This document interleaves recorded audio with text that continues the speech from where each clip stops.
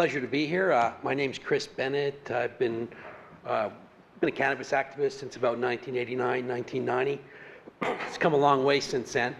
Started out in Ucluelet out on Vancouver Island. What really got me interested was hemp for paper, because there was a big controversy going on then about logging the Clayoquot Sound. And I grew up logging, fishing, that type of stuff. So when people first started showing up and saying, oh, they're cutting all the trees down, it was like, what? What are you talking about? That's how people make a living. Wanted to find a balance between work and the environment, you know. And when I found out 1 acre of hemp could produce as much paper as 4 acres of trees over the same 20-year period, it was hard for me to enjoy the marijuana I grew in my back shed without saying something about the hemp for paper and then getting into this whole thing. And in that time, I've written a number of books on the history of cannabis, trying to figure out the roots of this whole plant and how far it goes back. And it goes really far back. You know, the term cannabis itself, the root word for it, canna, goes back to the oldest form of rootstock, even before Indo-European languages. So it's the oldest type of word that we have in language today. We can only speculate how man first came across this plant, probably in their search for food. They came across the nutritious seed, which is super rich in omega oils, one of the highest sources of essential fatty acids and most digestible sources of proteins known to man. And so probably when they were searching those buds for seeds, they got some of that sticky resin on their hands, you know what I mean? And maybe threw a bit of that on the fire and the smell rose up. As far as like industrial hemp fiber, we know that from tools used for breaking the fibers off of the hemp stalk, that goes back to about 28,000 years ago. And we have evidence of hemp cloth, 12,000 years old, 10,000 years old, from places like Catalhoyuk in Taiwan. And so those are pretty diverse cultures, and they already have these established processes for producing hemp. So we got to figure that they probably utilize the psychoactive properties equally early.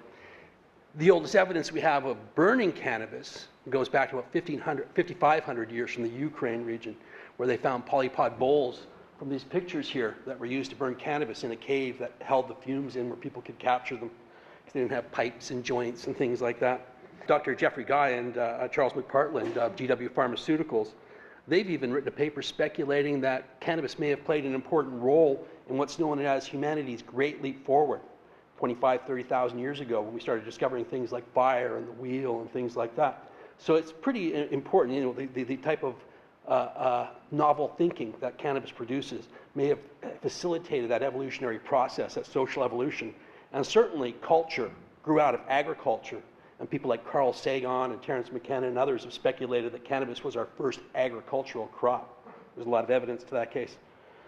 So today I'm going to focus mostly on archaeological evidence, linguistic evidence, things like that. We're limited in archaeological evidence because plants just don't hold up, like stones and rocks and things like that, bones and things. You know, usually but with cannabis, there's surprisingly a lot, even because people burnt it. So sometimes it was carbonized, and that resulted in the types of finds like this where they found carbonized seeds. This culture here that had these pots, they were known as the Shredeni Snog in the Proto-Indo-European culture. They were also the first people to domesticate the horse. And it's thought the domestication of the horse itself took place through the development of hemp ropes and fibers that were able to corral the horses and capture them and stuff like that. And due to this high mobility, their descendants, the Scythians, who were nomadic horse riders, spread the use of cannabis throughout much of the ancient world. And we can trace this through things like language and archaeology. It's believed sometime around 2000, 3000 BC that they stopped burning cannabis as much and then started preparing it in corded ware vessels like this. And the British archaeologist Andrew Sherratt wrote, the disappearance of ceramic braziers in northern and western Europe was followed by the appearance of prominent forms of pottery drinking vessels, corded ware beakers, and early bell beakers are ornamented with the impressions of twisted cord. If these are hemp fibers, then the decoration may indicate that their contents were connected with cannabis. So they believe that these types of things, they would symbolize their contents by pressing hemp cords in there, and that these were used to contain hemp beverages, and a number of archaeologists believe this. And the Encyclopedia of Indo-European Culture states, as cannabis can also be drinked, i.e. served as a component in a drink, it is also suggested that the spread of cord, decorated pottery from the steppe westward may also have been a part of the same complex. So this is a really popular theory with anthropologists and archaeologists. And they based this on these type of vessels here, which we used to drink poppy. Poppy was a very important pain reliever in the ancient world. You know, to deal with pain in the ancient world was a miracle in itself. You know, pain is something people have always struggled with. And they would make the vessels that contain the poppy juice in the shape of the poppy itself. And this is the spread of this corded ware culture that they're talking about throughout the ancient world. So it was pretty widespread throughout all of Europe and stuff. And cannabis has been found at Celtic and Druidic sites as well in Europe. So they found it in burial sites all over Europe, Germany, France, all over Europe. And as the authors of the exhaustive Encyclopedia of Indo-European Culture have noted, there are at least 3 chronological horizons to which the spread of hemp might be ascribed. The early distribution of hemp across Europe during the Neolithic, 5000 BC or earlier. A later spread of hemp for presumably narcotic purposes, 3000 BC, and a still later spread, or at least reemergence of hemp in the context of textiles during the first millennium BC. So that means pretty much all of our ancestors, everybody in this room, from the looks of the people in here, had some sort of contact with this plant, whether they're ingesting it for psychoactive purposes or utilizing the fibers for dressing themselves or ingesting the very nutritious hemp seed. The descendants of the Sardeni Stog, as I mentioned earlier, are known as the Scythians, and the Scythians are a really interesting culture. You know, I'm using this blanket term for Scythian, but this really covers all sorts of Indo-European tribes that were interconnected. And they wore full body tattoos, had a gay priesthood, men and women shared equal rights. And we know about their cannabis use because Herodotus, a Greek historian, wrote about it. And Herodotus wrote that after the Scythian burials were completed, the Scyths would clean themselves in the following manner. They set up 3 sticks leaning together, which they cover with woolen felts. And in the circular shelter created as best they can, they put stones heated in a fire into a vessel set within the shelter. In Scythia they grow hemp, and the Scyths take some of its seeds, creep under the felt, and scatter the seeds over the hot stones, which gives off a great cloud of steam, a greater cloud of steam than any Greek steam bath. The Scyths, delighted by the steam, are loudly exultant. Well, what Herodotus is talking about is actually seeded buds. We know this because the Russian archaeologist Sergio Rudenko dug up material proof of Herodotus' claims in the 1940s in his excavation of a Scythian tomb of a Scythian warrior king. And accompanying him in the afterlife, along with gold, horses, and other artifacts, was all the paraphernalia for the uses of cannabis into the afterlife. So this is a depiction of Scythians here partaking of cannabis in one of their ritual tents. And those are depictions of the types of braziers that they would use. They would heat the rocks up in a fire, then they would place the heated rocks inside these braziers, and they would throw the cannabis on top of the heated rocks. So it was kind of like the vaporizer from 2500 BC. And this is a sample of, you know, they found these types of, after Rudenko's find in the 1940s, they found numbers of finds, similar finds at other Scythian tombs. And this is an example of another find at a Scythian tomb with the rocks and the cannabis that was in it burnt. And this is the stuff that Rudenko found. So they would, this tent here was probably about this tall. They would cover that in a carpet, and they would put the brazier inside, and they'd just stick their head in and inhale the fumes. And they've also found a horn cup that contained cannabis residues, and a leather flask that contained cannabis to show they were drinking cannabis as well. And more recently, here's a tattooed Scythian warrior. This is off of one of the Scythian king I mentioned earlier. This guy was actually like 65 when he died. He was about 6'3", died in battle. So he was still, you know, heading out into the battlefield at 65. You know, they're very healthy, vibrant people.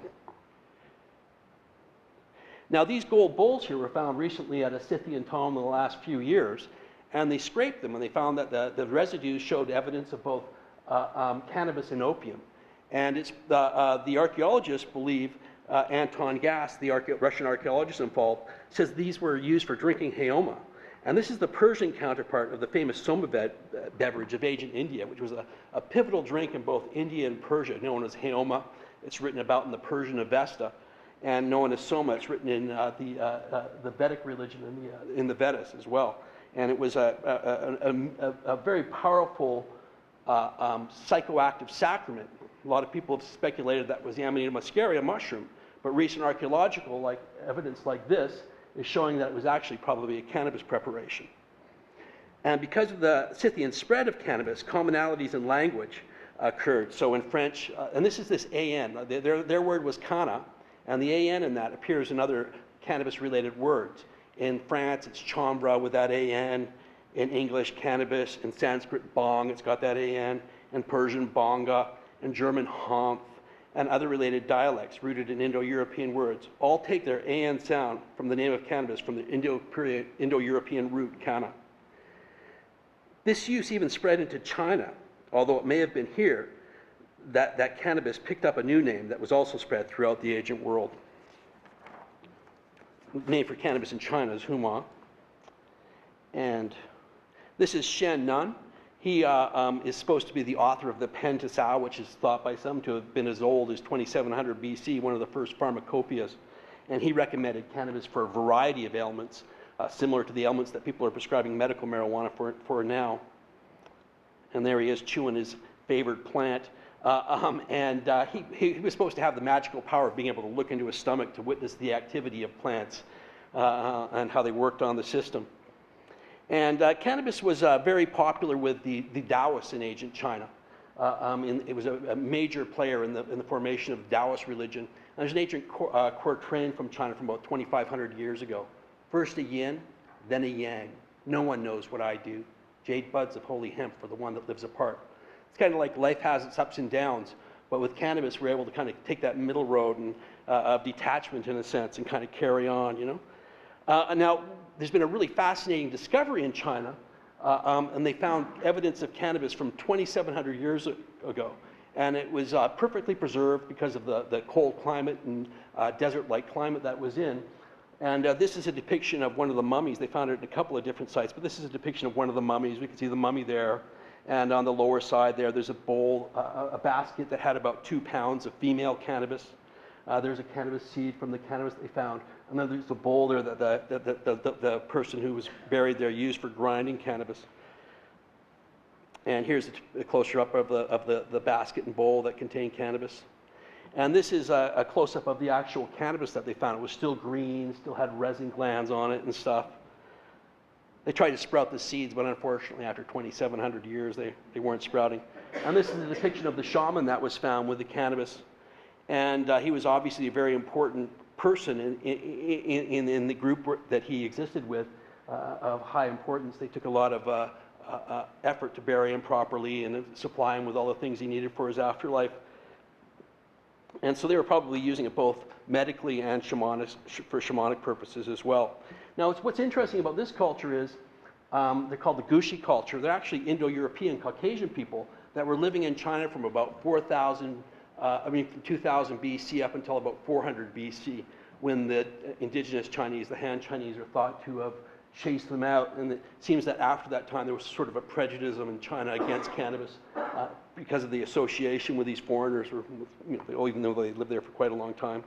But they were involved with a major amount of trade. They've done DNA tests like this, and the people living there had DNA from Eastern and Western Europe, from Asia. This mummy had cowrie shells on his hat from India. And it's changed the way we think about history and the connectivity of cultures in ancient history. They thought before this discovery that the Silk Road had been started probably about a few hundred years BC. Now it's thought to go back a couple thousand years BC because of the discovery of this culture and the evidence of trade. And it may have been here that the Chinese name Huma was first adopted into the Indo-European language as Haoma, because this culture was in contact with other cultures, such as the BMAC culture, Bacteria Margiana Archaeological Complex, which is out in the outer regions of Afghanistan. And in the BMAC region, Bacteria Margiana Archaeological Complex, they found evidence of 3 huge temples. And this temple here is about the size of a football field. Half of that temple was dedicated to making the sacred beverage, the Haoma. And they found residues of both cannabis, ephedra, and poppy there, as well as impressions of cannabis seeds. And it's interesting because ephedra is still used in the modern Haoma preparation. And this is Victor Sarianati, the Russian archaeologist who discovered this ancient site.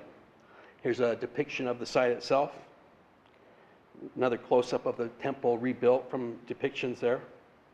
And this is where they would grind the soma. So what they would do is they had big mortars and pestles, and they would grind the cannabis in these sites here. And this is where they tested the stuff at the bottom there, which was hardened residue from the ancient time period, and it showed evidence of both cannabis sativa and poppy. And this is fossilized impressions of cannabis seeds that were found at the site as well. And then this is the tools and things like that that were found at the site. On the left-hand side there, those middle little pipes there, they showed evidence of opium residue. They were bone cups. And they have eyes on them, likely indicating the visionary state that the opium would produce. And then below that is a vessel that was used for filtering the cannabis beverage. They would pour it would be mixed with milk and ground up, and then they would pour it through that, and then with a wool filter it would take out all the plant matter, and there'd be a drink below that. And they still prepare cannabis like this in India today. It's known as bhang. And this is Lord Shiva, the oldest continually worshipped god on earth, whose sacred plant is cannabis, preparing cannabis by grinding it with a rock on a flat rock and preparing the drink bhang. And this is a picture of Islamic fakirs and Sufis, and they're also preparing cannabis. In the center there, there's a similar vessel there for straining the cannabis, and the guys in the lower left-hand corner are breaking cannabis off the plant, and everybody else is preparing it. The guys in the upper right-hand, my right, I guess, corner there are grinding it and preparing it as well. So this is like a 18th century painting of Sufis, dervishes preparing cannabis in the same way that it would have been done at this ancient temple site 4,000 years before. And this is a depiction from an article in the 19th century called Orgies of the Hemp Eaters, and it's accounting of a cannabis ritual taking place. And in the 19th century in Syria, they were still taking cannabis and consuming it as heoma. So that makes it a stronger connection with the ancient world. You know, we're talking about a continuous tradition of at least 4,000 years. Now Zoroaster is a major figure in the reforms that took place in the religion that was using heoma, which was called Mazdaism. And he is thought by some to have stopped the heoma rituals, but there's interesting references to cannabis that continue on in the Zoroastrian religion. And it's known as Zoroaster's good narcotic in the ancient texts of Zoroastrianism. And in Quest and Visionary Journeys in Sasanian Iran, Saul Shockhead notes that the use of cannabis for visionary quests was not a way open for all. It was confined to select individuals who would have regarded themselves as representatives of the community and who would then reveal to the others what they had been privileged to witness. Even for those people, this was not a trivial experience that could be undertaken casually or easily repeated. Such journeys were rare occasions surrounded by grave risks. The danger lay in the very fact that this was the path trodden by the dead and would have to be brought back to life. Certain encounters along the way may put the power of endurance of the traveler to the test. So they would take so much cannabis extract prepared into wine that it would literally knock them out for a couple of days. And after this, they'd wake up and they'd say, oh, well, I had this vision, you know what I mean? And that's like a common theme in the ancient world, is the use of psychoactive substances, and people interpret that as some sort of actual experience, much like Dreamtime with the Australian Aborigines, where they say that that's a reality, not just a dream, not just something that's taking place in your head. When the people had visions on psychoactive substances in the ancient world, much like people in South America and Africa still do today, they interpreted those as actual spiritual experiences where the soul left the body and went to another place and experienced it. They didn't have a concept of drugs affecting the brain receptors and things like that. And this is Zoroaster turning on his first devotee, King Vishtaspa, who was a major figure in the acceptance of Zoroastrianism as the main religion of Persia, and he did so after partaking of cannabis. And this is a vision of Ardu Viraf, a Zoroastrian hero who was said to have drank the cannabis and then gone on to see both heaven and hell, and this later filtered into Judaism and Christianity. And as Geraldo Noli recorded in Encyclopedia Iranica, bhang was an ingredient of the illuminating drink that allowed Vishtaspa to see the great mystery. The bhang of Vishtaspa was mixed with wine and was an integral part of the ecstatic practice aimed at opening the eye of the soul. And from the Zoroastrian religion, it filtered into the Indian religion as well. And Buddha was said to have partaken of 1 hemp seed a day for the period while he was under the Bodhi tree in meditation. And after that, announced his revelations. And here he is, I guess, on the 1 hemp seed a day diet. And this is Mahakala, who's a Tibetan Buddhist version of Shiva. The use of Hema spread into India via the Vedas, and descriptions of the 10th mandala of the Rig Veda describe the soma as green and purple, and branches of soma were beaten with a rock, are comparable to later preparations of ban with a mortar and pestle. The view that soma was cannabis has been held by a variety of Indian authors, most prominently by Chandra Chakrabarti, who made this association clear in a number of different books. Soma was made with the flowering tops and resins of cannabis sativa, which is the aphrodisiac and stimulant and a nourishing food. Of all the plants, soma is the king. It is safe to conclude that soma is cannabis. And Joseph Chandra Ray noted in the soma plant in 1939, the effects of soma drunk are exactly the same as those of bhang. Soma used to be drunk between eating of food. It is nourishing when taken with milk and food. It is exhilarating. It excites and is intoxicating. It stimulates the voice and impels the flow of words. It awakens eager thought. It excites poetic imagination. It induces sleep and desire for women. It bestows fertility. It cures diseases and was believed to prolong life. None but the strong can tolerate it. It was drunk before military engagement and after victory, for which Indra's favor was prayed for. It was very difficult to acquire, and it was highly taxed because the soma came into India from another region. Cannabis isn't indigenous to India. It was actually imported originally. And because of these stringent taxes, it was very, very expensive, and it eventually became slightly prohibitive because of those taxes. Now, it's important to remember that Buddha, who I mentioned before, his use was not psychoactive. It was just the hemp seed. And it's thought that Buddha was a reformer of the Vedic religion, and things like alcohol, meat eating, and the use of soma were all prohibited under Buddhism. And in the 3rd century, the Indian text Lalita Vistra refers to Buddha's use of cannabis. The prince to the Gaya mountains reflected, considering that he is intended to penetrate the secret influences which actuate the conduct of men. He might, after 6 years, be in a position to save them. Thus he addressed himself to the practice of austerities, each day eating 1 grain of hemp, 1 grain of rice, by this means reducing himself to a condition of overcoming all pleasures. Afterwards, perceiving that this was not the true way, he pursued the contrary method, using indulgences, bathing, perfuming himself, and so on, and by these means he subdued sorrow. And then, even though it seems to have disappeared in early Buddhism, in later Tibetan Buddhism and stuff, it came back. And in their well-researched essay, Psychoactive Plants in Tantric Buddhism, Cannabis and Datura Use in Indo-Tibetan Esoteric Buddhism, researchers Parker and Lux identify references to cannabis, datura, and other psychoactive plants in medieval Buddhist tantric texts, such as the Mahakala Tantra, that's Mahakala there, where the plants are employed to attain health, wealth, wisdom, and supernatural powers, such as seeing underground and flying. Well, those are pretty powerful powers there. And so cannabis didn't completely disappear in the Indian tradition either.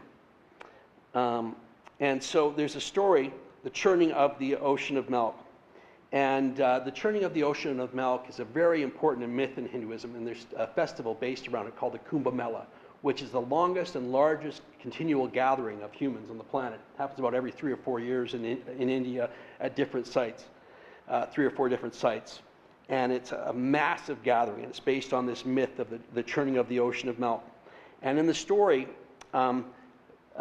Indra is riding along on his elephant. Indra was the king of the gods in the Vedic pantheon. And a guy offers him some flowers, and he just kind of brushes them off and insults him. And he didn't realize it, but it was an incarnation of Shiva, and he calls down a curse on the 3 worlds. And the gods are suffering, humanity's suffering, and they're like, oh no, what's happened? And so the gods gather and they go to talk to Brahma. And they say, Brahma, what's happened? He says, oh, you need to go talk to Vishnu. And they talk to Vishnu. And Vishnu goes, oh, well, you know what's happened is the man you insulted was the creator of the universe, and you totally insulted him.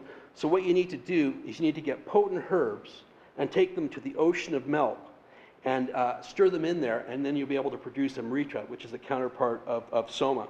And this is a huge job. And in order to do this job, they have to go get a whole mountain to act as the pestle. And the ocean itself is going to be the mortar with the ocean of milk in it. And they throw the potent herbs in there, and then it's such a big job to churn it, they've got to convince the demons to help them as well. So they go, oh, okay, you guys give it this, and we'll give you some of the amrita when we get it out. And so they get together, and they get this big snake, and they wrap it around the mountain, and they start churning the ocean of milk. And there they are again, they're churning it, you know.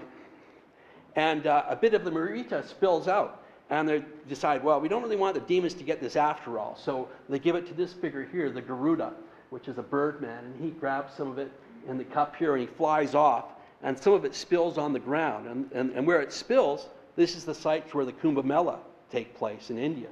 And it's also the site where the cannabis plant is that's thought to have sprout from as well, because the amrita, which is the soma, dropped it onto the ground, and cannabis is the earthly counterpart of that a majestic soma in the sky. And these are sadhus here that you see here, these long-haired men, worshippers of Shiva. Shiva was instrumental in the production of amrita and the soma. So they worship Shiva, and cannabis, they partake of it as a part of the body of Shiva, much like the Christian Eucharist. And in more modern times, they began smoking it. After the New World discovery of smoking, they smoke it in chillums, and they partake of it. And you can go to India today and partake of cannabis with these holy men. You can witness them along the Ganges River partaking cannabis before they sit down to do their yogic asanas. And here's Shiva himself, blue god, the oldest continually worshipped god on earth, preparing cannabis. He's grinding it in this pot here with a mortar and pestle, and the green beverage in front of him is the prepared cannabis. And here he is with his family. There's his son Ganesh preparing cannabis down in the right-hand corner. His wife's passing him a bowl of the bong, and he's got a serpent there testing it out.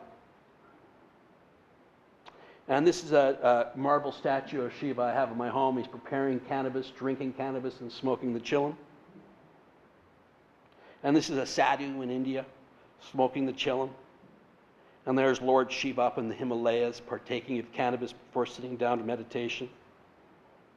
This is an 18th century painting of Shiva sadhus partaking of the chillum. And this is Kali Ma. Cannabis is used in tantric rituals to Kali, where it's known as Vajaje, victory, and is used in tantric sex rites and things like that. As G.A. Grierson noted in 1894 in The Hemp Plant in Sanskrit and Hindi literature, Bhang was originally produced like nectar from the ocean by the churning with Mount Mandara, and inasmuch as it gives victory in the three worlds, it is the delight of the king of the gods. It is called Vajaje, victory, the victorious. This desire-fulfilling drug was obtained by men on earth through the desire of welfare for all people. And as Joseph Campbell noted in his 1894 essay on the religion of hemp, according to one account, when nectar was produced from the churning of the ocean, something was wanted to purify the nectar. The deity supplied the want of a nectar cleanser by creating bhang. This bhang, Mahadev Shiva made from his own body, and so it is called body-born. According to another account, some nectar dropped to the ground, and from the ground the bhang plant sprang. It was because they used this child of nectar, or of Mahadev, in agreement of religious forms, that the seers or rishis became siddha, or one with Shiva. He who, despite the example of the rishis, uses no bhang shall lose his happiness in this life and in the life to come. In the end he shall be cast into hell. The mere sight of bhang cleanses from as much sin as 1,000 horse sacrifices, or 1,000 pilgrimages. He who scandalizes the user of bhang shall suffer the torments of hell so long as the sun endures. He who drinks bhang foolishly or for pleasure without religious rites is as guilty as the sinner of sins. He who drinks wisely and according to rule, be he ever so low, even though his body is smeared with human or urine, is Shiva. No god or man is as good as the religious drinker of bhang. The students of the scriptures at Benares are given bhang before they sit to study. At Benares, Ujjain, and other holy places, the yogis and sadhus take deep draughts of bhang because that they might center their thoughts on the eternal. The Hindu poet of Shiva, the great spirit that living in bhang passes into the drinker, sings of bhang as the clearer of ignorance, the giver of knowledge. No gem or jewel can touch and value bhang taken truly and reverently. He who drinks bhang drinks Shiva. The soul in whom the spirit of bhang finds a home glides into the ocean of being, freed from the weary round of matter-blinded self. So that's what they were thinking about cannabis in India over a century ago. And in Sadhus, India's mystic holy man, Dolf Hartsocker, explains more about Shiva's special relationship with cannabis and the development of smoking it. The smoking of charas, cannabis, is regarded as a sacred act. Intoxication, as a respected method of self-realization, is related to soma, the nectar of the gods, which is recommended in the Vedas as a sure means of attaining divine wisdom. Mythologically, charas is intimately connected with Shiva. He smokes it. He is perpetually intoxicated by it. He is the Lord of charas. Babas offers the smoke to him. They want to take part in his ecstasy, his higher vision of reality. And this is the Festival of Colors, a harvest festival in India where everybody throws paint and colored powder on themselves in this great, and everybody's drunk on bhang, whole families, everybody's drunk on this bhang stuff. So this is a very famous cannabis holiday, and there's all sorts of bhang sellers at these things and stuff. So this is a major, if we want to know what legal cannabis looks like, we could go to India and see the continuum of cannabis culture going back from the ancient world into the modern, where there's bhang sellers and hash sellers and things like that. And this is the Jagannath Festival, another festival in India. And in the Jagannath Festival, which involves the marriage of the god and the goddess in order to bring on the monsoon season, cannabis is ritually ingested in that as well. And then these are Sikh Nihangs. The Nihangs are a branch of the Sikh religion that are the warrior protectors of the sacred sites. And they partake of cannabis as sukkadun. Their sacrament is sukkadun. And they prepare it in the same way. See their massive mortar and pestle there? This guy's preparing cannabis with his massive mortar and pestle. And here they are again with their massive mortars and pestles. They prepare cannabis at these huge festivals. The Nihangs are really interesting because they wouldn't bow down to the British overlords during the British Raj. And the British found them really hard to deal with. They were riding around on their horses, armed to the teeth, constantly intoxicated with cannabis, total rebels. Here they are again preparing their bhang for their rituals. Okay, and this brings us into Assyrian use. From accounts, it is quite clear that the oil, fiber, medical, and spiritual qualities of hemp were well known in ancient Mesopotamia. In regards to medical applications, numbers of medical applications of cannabis, along with other plant components, are prescribed in the ancient Assyrian cuneiform tablets. Things such as epilepsy, known as hand of ghost, an aid in childbirth, depression of the spirits. If he eats a plant, he will have no sorrows.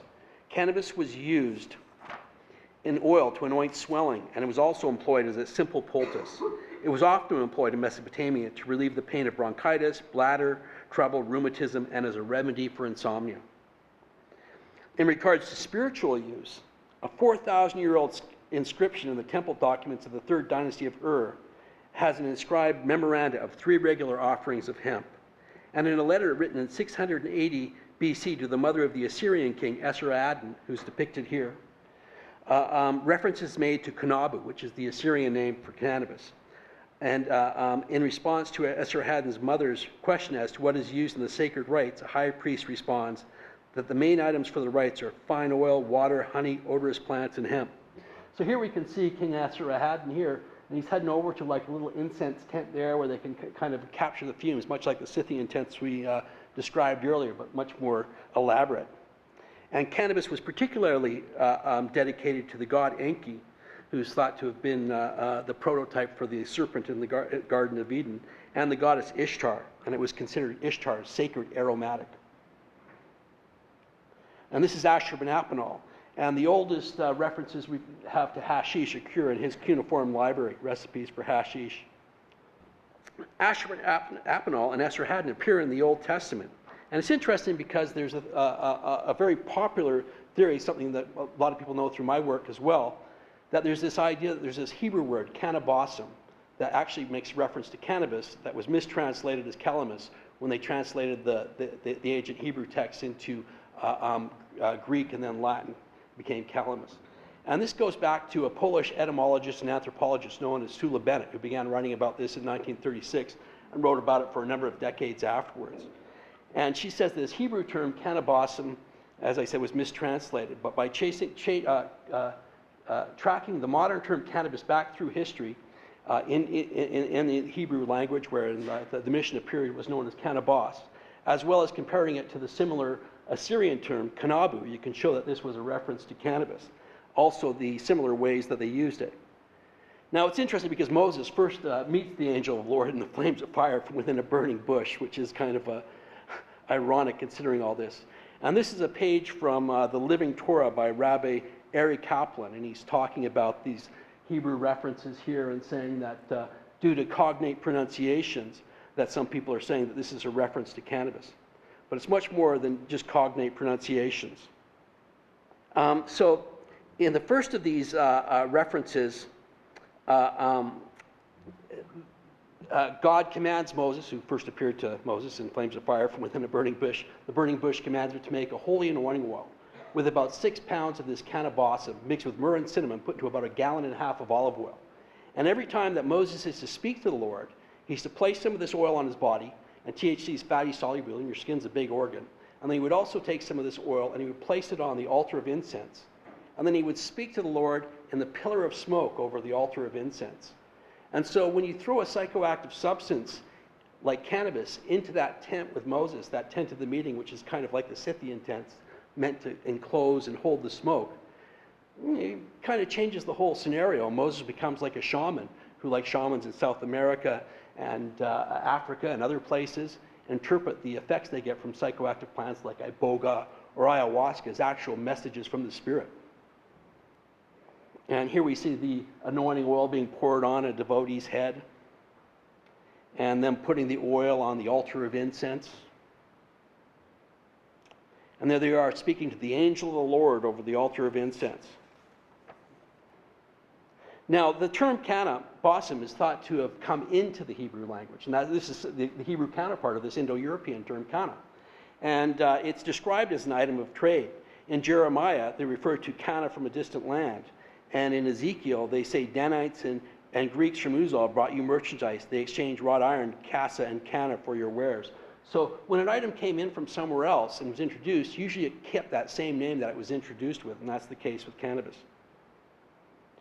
And as Paul Johnson noted in A History of the Jews, prophets practiced ecstasy states and may have used incenses and narcotics to produce impressive effects. The Israelite prophets acted as mediums in a state of trance or frenzy. They related their divine visions in a sing-song chant, at times as a scream. These states could be induced by music, but the prophets also used, and sometimes abused, incense, narcotics, and alcohol. And so what they would do in both Assyria and throughout the Mideast, this was common practice in these ancient temples, is they would create this temple atmosphere by having people in costumes, winged costumes, and statues, and then the lighting would be produced by firelight, candlelights, and it would be smoke everywhere. It would make it look like even the statues were moving because of the atmosphere.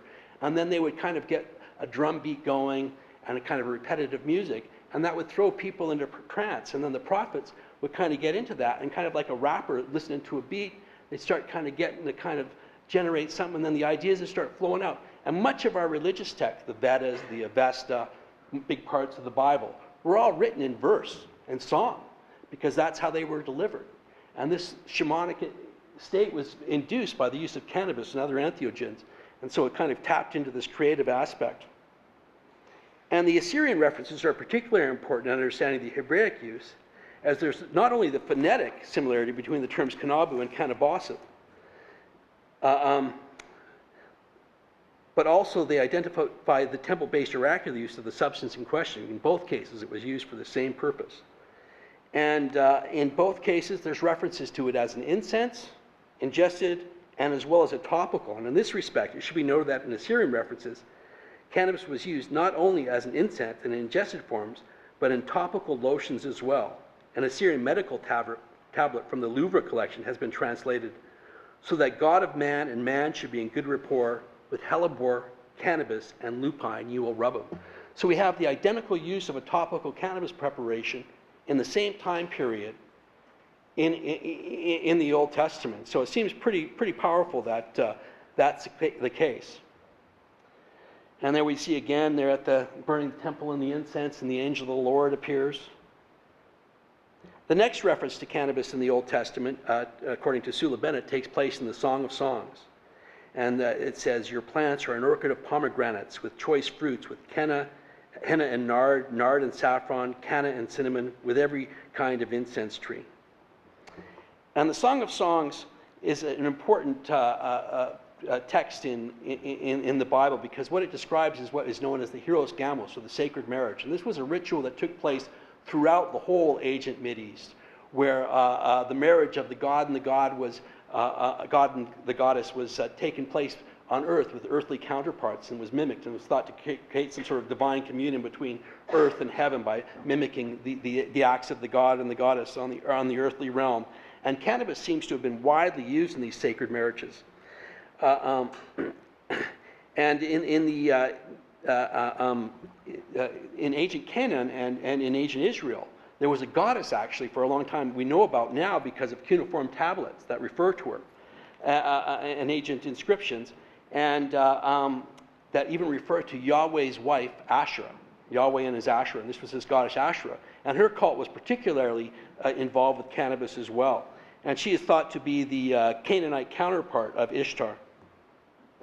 And that's Asherah there, feeding some goats with some budding type plants. And this is Asherah, an ancient goddess that Ishtar and Asherah and other goddesses are thought to have developed from. And we know that her cult was using cannabis because there's ancient inscriptions that refer directly to cannabis in her cult. And the next reference appears in Isaiah. Isaiah's got this really interesting quote here. It says, you have not brought any canna for me, or lavished on me the fat of your sacrifices, but you have burdened me with your sins and wearied me with your offenses. So what's happening now is, like, where's the canna? You know, at this time in Israel, it's polytheistic, and we even know about polytheistic means there's all sorts of gods and goddesses in the pantheon, not monotheism, where there's just one god, which happened in later Judaism. We know about this because it's written about in the Bible itself. It's referring to kings and queens and everything like that, worshiping other gods, and how terrible this is numbers of times throughout the Old Testament. And what's happened is cannabis was popular at all of these temple sites, because when they brought cannabis, the gods were more prone to talk. And when it wasn't around, the gods were a little quieter for some reason. I don't know why, but you know. And so luckily for Isaiah, there was no always a shortage of cannabis, because we have this other verse. And the post of the door moved at the voice of him that cried, and the house was filled with smoke. Then said I, woe is me, for I am undone, because I am a man of unclean lips, and I dwell in the midst of a people of unclean lips. For mine eyes have seen the King, the Lord of hosts. Then flew one of the seraphims unto me, having a live coal in his hands, which he had taken with tongs from off the altar. And he laid it upon my mouth and said, lo, this has touched thy lips, and thy iniquity is taken away, and thy sin purged. And so here we can see the seraphim, who's done, you know, artfully as an angel here, but probably represented a priest of the temple. He's taken with tongs a coal from the altar of incense, and he's held it right up to Isaiah's lips so that he can have a super hit. Kind of like the old hot knives, you know. And there's another depiction of Isaiah taking his toke from the burning coal from off the altar. And this is like an Assyrian depiction that's often depicted in the Assyrian sacred rites, which we know cannabis was in use at as well. And it likely depicts, you know, probably a shaman, much like Native American shamans, wearing a mask and wing costume and stuff, you know. It's part of the ritual. And so that's kind of like what was taking place. You know, and it's ironic, considering some of this, the way that Bible believers have treated some of these indigenous cultures that have used these psychoactive plants and practiced things like shamanism, where it's been treated like witchcraft. And somehow the miracles of the Bible, the visions of Ezekiel are real, but what these people are practicing is somehow heathen and to be done away with and to be suppressed. Now, we can start to see cannabis fall out of flavor with the Hebrews in these references in the Old Testament. And in the books of Jeremiah, we read, what do I care about incense from Sheba or canna from a distant land? Your burnt offerings are not acceptable. Your sacrifices do not please me. So it's been totally rejected. Well, what's happened here? Why was it before something celebrated as part of the temple life, an important ingredient in the sacred holy anointing oil and incenses, but now it's rejected? Well, what's happened is is the Hebrew religion itself has gone from this nomadic kind of shamanic religion into this big, huge kingdom. And at this point in time in history, they're finding themselves attacked by bigger foreign kingdoms like the Assyrians, the Babylonians, and people like that. And polytheism, you got to remember that religious groups back in those days, there was no separation of church and state, and all these different religious groups were like competing political groups as well. And the Hebrews' drive for monotheism was a way of actually consolidating power. And so they suppressed all these other religions, and Jeremiah was a big player in that suppression. And you can see this in Jeremiah 44, where Jeremiah gathers in front of some Hebrews who escaped to Egypt, and he's trying to convince them to go back and protect their own holy land.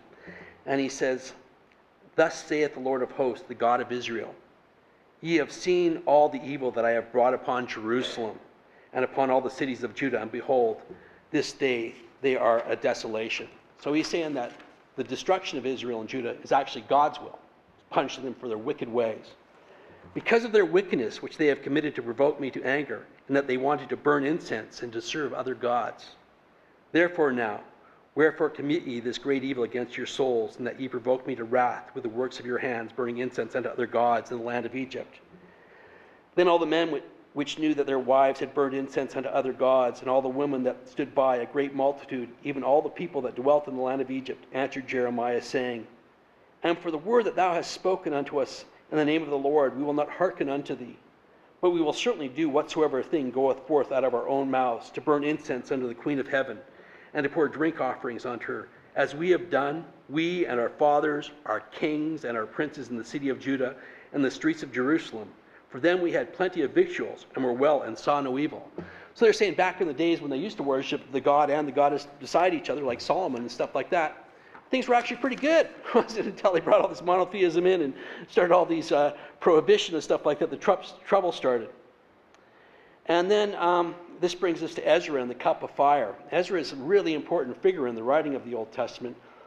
He was actually in Persia under the Persians, and they sent him back over to Israel to kind of, he was going to act as kind of the intermediary between Israel and Persia. And this was where monotheism really comes into place. And Ezra gathered all the different books that make up the Old Testament and put them together in their present state, wove them all together, contradicting texts and whatnot from different groups and different time periods. And here is Ezra's own account of the process of making Jewish history. After telling the people not to seek him for 40 days and taking with them 5 persons whom he names, who could write swiftly, they retired to a field where they remained. The next day, behold, a voice cried to me, saying, "Ezra, open thy mouth and drink what I give thee to drink." And I opened my mouth, and behold, he reached me a full cup, which is full, as it were, with water, but the color of it was like fire. I took it and I drank, and when I had drunk of it, my heart uttered understanding, and wisdom grew in my breast, for my spirit strengthened in my memory, and my mouth was open and shut no more. And they sat 40 days, and they wrote in the day and the night as they ate bread. As for me, I spake by the day, and I held not my tongue by the night. In 40 days, they wrote 204 books. So Ezra is saying that he took the substance that he was given to drink, he drank it, then he started kind of prophesizing, and the other people wrote it down. And George Brown, writing in the 19th century, wrote about this. He said, "A voice bid him to open his mouth. He, the voice, of course, reached Ezra's full cup. It would be interesting to know whose voice it was which possessed such unnatural powers. Yet we apprehend the reader is much more anxious to know the contents of the cup, which was fiery red, and which possessed such wondrous ability, probably the same possessed by the fruit of the tree which grew in the midst of the garden, and eating of which opened the eyes of our first parents, and enabled them to see as gods, knowing good and evil. We think we can furnish this desired information, to do which we are compelled to anticipate some facts existing among Zoroastrian worshippers.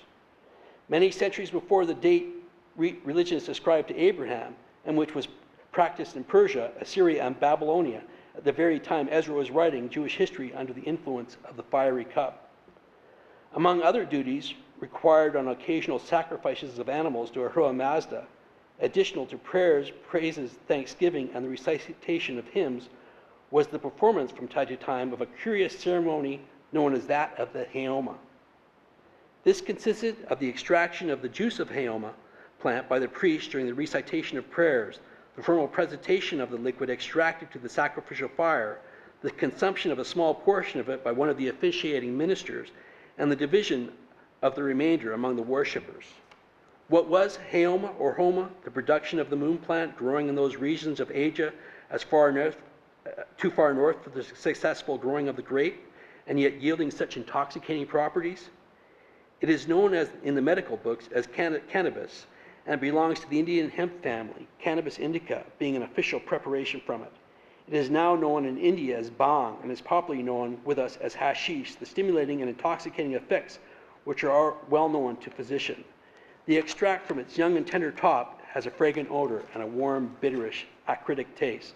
So basically, a century ago, this guy was saying that this reference in Ezra, who was a vassal of the Persian state, Persians drank this cannabis preparation we know from the Persian holy books, was drinking the same preparation in Israel for his inspiration in putting the Old Testament together. And it's interesting because this guy here, Professor Vicente Dubraca, totally independently, no knowledge of Brown's work whatsoever, came up with this exact same idea. And in his article, Preparations for Visions in Second Temple Jewish Apocalyptic Literature, Dubraca also noted a comparison between the Persian technique of shamanic ecstasy and that of Ezra. And on the next day, behold, a voice called me, saying, Ezra, open your mouth and drink what I give you to drink. Then I opened my mouth, and behold, a full cup was offered to me. It was full of something like water, but its color was like fire, and I took it and drank. Similar drinks appear in Persian literature. In the Bahaman Yesh, when Zoroaster drinks the water, he acquires the wisdom of Ahura Mazda. Similarly, Vishtaspa has an experience quite equivalent and mentions a mixture of wine and hemp. Opposition to those practices may have generated their replacement in later books. The book of R2 Vira also mentions visions obtained by the wine mixed with hemp and for the preparation of the seer. So they're talking about the same sort of things I was mentioning earlier with the Zoroastrian religion, how it developed out of the drink of the Haoma. And here it is. Scholars on ancient Judaism are saying that this was used by the Jews as well. Dubraca revisited this theme in more detail in his later 2006 article, Chemically Induced Visions in the Fourth Book of Ezra in Light of Comparative Persian Material. And again draws direct comparison between Ezra's cup of fire and the bhang-infused beverages of the Zoroastrian psychonauts. And so, since then, we found fossilized remains of cannabis in the Holy Land. This is a fossilized piece of cannabis found in Bet Shemesh in Jerusalem. It was found at a tomb of a girl who died of childbirth. They've been using it as medicine in childbirth, both applying it topically on her stomach, as well as burning it as an incense in the site. And it shows that cannabis had been continually used in that area for some thousands of years, you know. And so, when we're talking about cannabis and our relationship with cannabis, it's really a natural right, sort of like a right to the warmth of the sun or the fresh water of a river. It's like a natural right. It's like a right to the plants of the earth.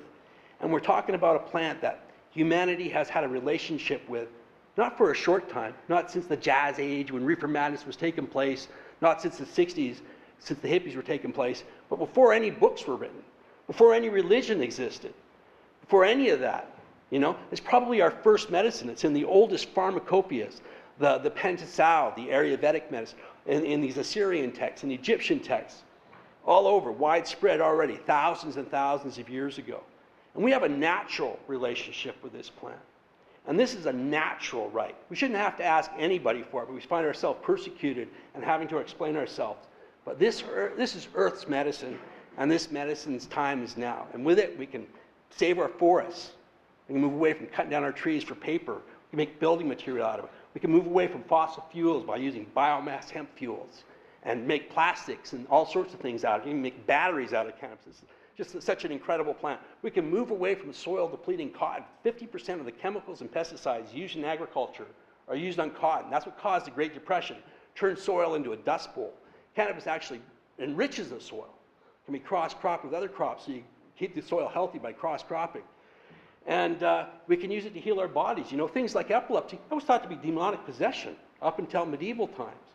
So it was like a miracle to those people that discovered it, when they could stop the shaking of that person and relieve it of what they thought was a demon. It was like a full-on miracle. And they were using it for the same sorts of medical reasons that we're using it for. We're only rediscovering the medical qualities of cannabis. It's the oldest medicine, and it's probably the first religious sacrament as well. We can see from these references here just how far it goes back. So good work you're all doing here. I'm glad you all showed up today, and yeah, if anybody has any questions, I'd be happy to try and answer them.